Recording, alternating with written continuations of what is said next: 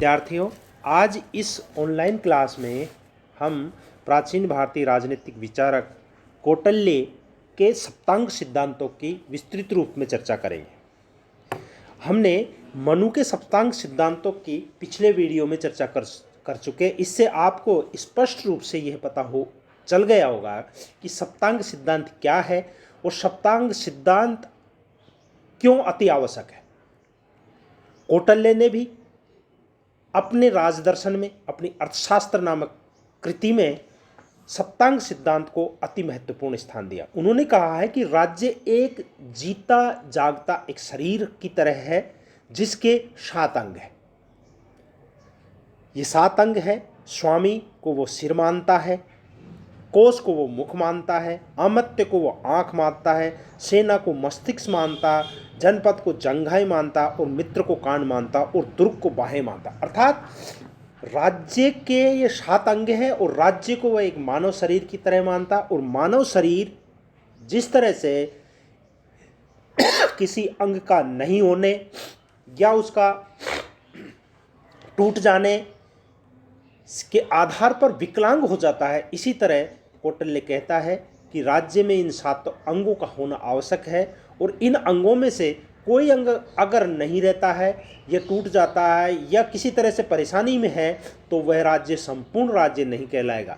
इसलिए उन्होंने अपने सप्तांग सिद्धांत को मानव शरीर के भांति माना है। इस प्रकार उन्होंने सबसे पहले स्वामी को स्थान दिया।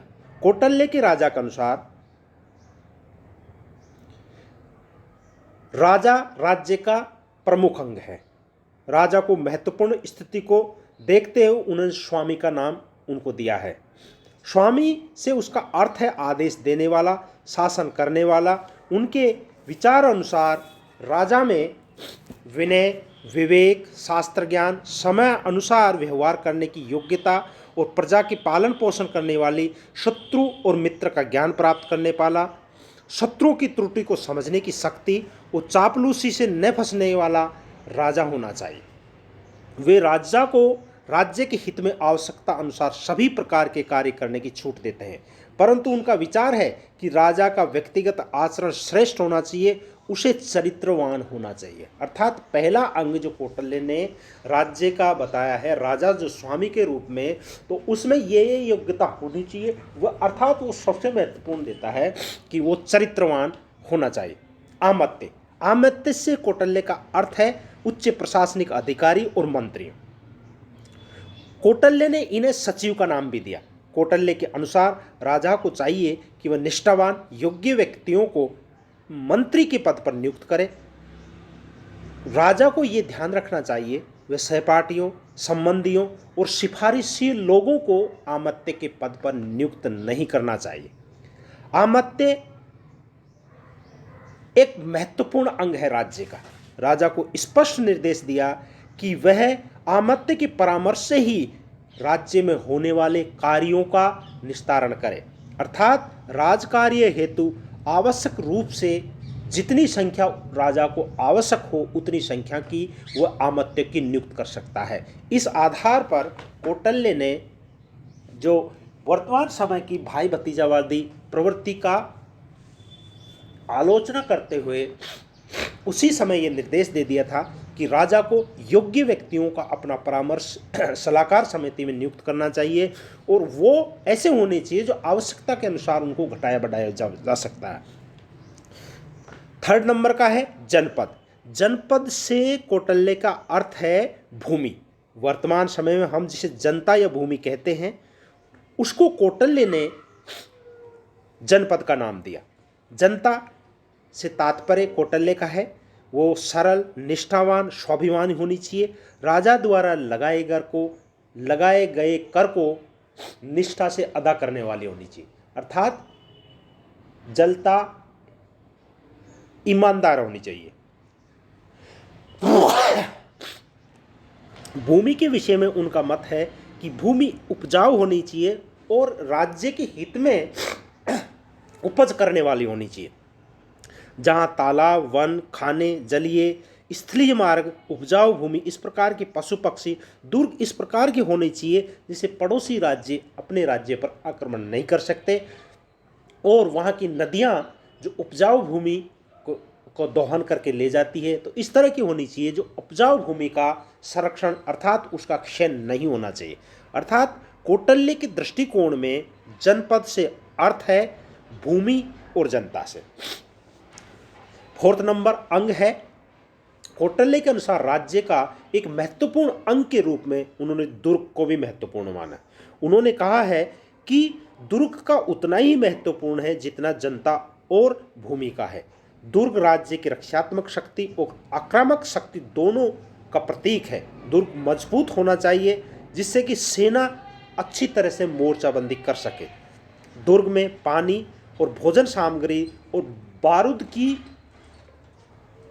उचित रूप में उपलब्धि अर्थात वहाँ होनी चाहिए। उन्होंने 4 प्रकार के दुर्ग बताए।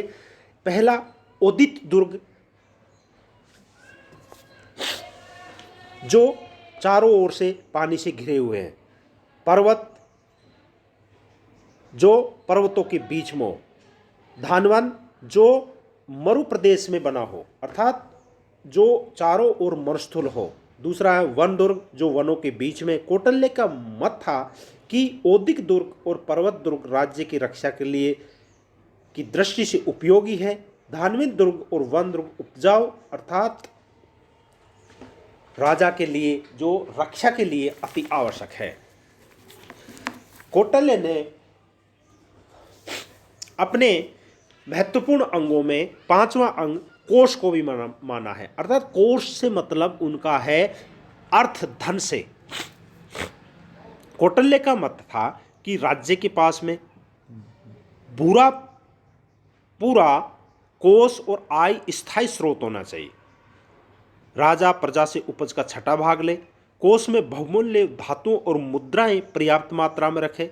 इस प्रकार उनका मत है कि कोष संग्रहण करने वाले सरकारी कर्मचारी भी पूरी ईमानदारी और निष्ठा के साथ में काम करने वाले होने चाहिए और उसकी पूरी निगरानी राजा को रखना चाहिए। अर्थात कोष का किस तरह से किन से कितना लिया जाएगा और किन को कितना दिया जाएगा और कर्मचारियों पर पूरी नियंत्रण का कार्य कौटिल्य ने उस समय प्राचीन भारत में जो आज समस्या आ रही है उसके बारे में उन्होंने पहले ही आगे कर दिया था।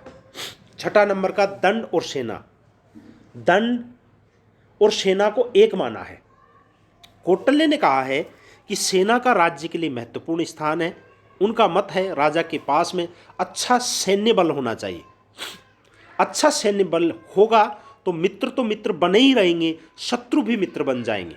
सैनिक शास्त्रों का प्रयोग में भली भांति प्रशिक्षण, वीर, स्वाभिमानी और राष्ट्र प्रेमी होनी चाहिए। उनका मत है कि क्षेत्रीय वर्ग को सेना में नियुक्त करना चाहिए। अगर क्षेत्रीय वर्ग के बाद में भी आवश्यकता पड़े तो वैश्य और शूद्रों को भी सेना में नियुक्त किया जाना चाहिए।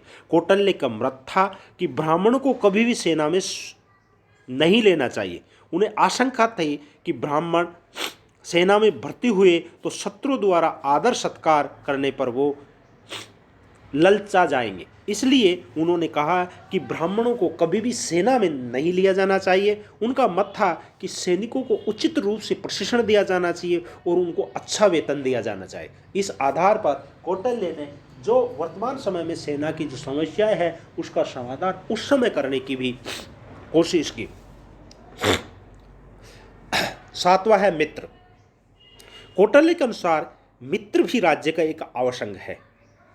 उसके अनुसार मित्र आनुवंशिक होना चाहिए, टेम्परेरी नहीं होना चाहिए। अर्थात मित्र ऐसा होना चाहिए जो उसके राजा के पिता थे उनका भी वो मित्र रहा हो, वह ऐसा हो तभी उसकी सहायता कर पाएगा विपत्ति में। इस आधार पर उन्होंने कहा है कि राज्य के ये 7 अंग हैं और ये 7 अंग कैसे होने चाहिए, इनकी क्या क्या व्यवस्था होनी चाहिए, इसको किस तरह से उन्होंने व्याख्या की, इसके आधार पर कौटिल्य ने अपने सप्तांग सिद्धांत का प्रयोग किया। कौटिल्य अपने सप्तांग सिद्धांत में राजा को सबसे महत्वपूर्ण स्थान देता है। उनका मत है कि राजा अगर योग्य होगा तो अन्य सब चीज़ें अपने आप सही होती चले जाएगी। इसलिए उन्होंने कहा है कि राजा को ईमानदार होना चाहिए, निष्ठावान होना चाहिए और एक कर्तव्य प्राणी होना चाहिए। इसके आधार पर राजा अपना कार्य कर सके। और महत्वपूर्ण उन्होंने कहा कि राजा को सबसे महत्वपूर्ण चरित्रवान होना चाहिए। इसके आधार पर हम कह सकते हैं कि कौटिल्य ने अपने अर्थशास्त्र में जो सप्तांग सिद्धांत दिया उसमें राजा को अति महत्वपूर्ण स्थान दिया। उनका एक मत था कि उन्होंने पुरोहितों को अर्थात ब्राह्मणों को अपने राज व्यवस्था में बहुत कम स्थान दिया, जबकि प्राचीन भारत राजनीतिक चिंतक के जितने भी विचारक हुए हैं उन्होंने राज पुरोहितों को उचित स्थान दिया। इस आधार पर हम कह सकते हैं कि कौटिल्य का जो सप्तांग सिद्धांत है वो धर्मनिरपेक्ष राज्य की ओर भी उन्मुख था, अर्थात उन्होंने धर्म विशेष के व्यक्तियों को राज्य में तरहीज नहीं दी। इस आधार पर हम कह सकते हैं कि कौटिल्य का यह सप्तांग सिद्धांत वर्तमान समय में जो राज्य के अंग है उससे भी मिलता जुलता है। वर्तमान समय में राज्य के 4 अंग माने जाते हैं: जनसंख्या, भूभाग, सरकार और संप्रभुता। लेकिन कोष, दंड और मित्र को भी हम दरकिनार नहीं कर सकते। इस आधार पर राज्य के बारे में कौटिल्य का जो सिद्धांत था उसका वर्तमान समय में भी अति महत्वपूर्ण स्थान प्राप्त है। धन्यवाद। थैंक यू बच्चों।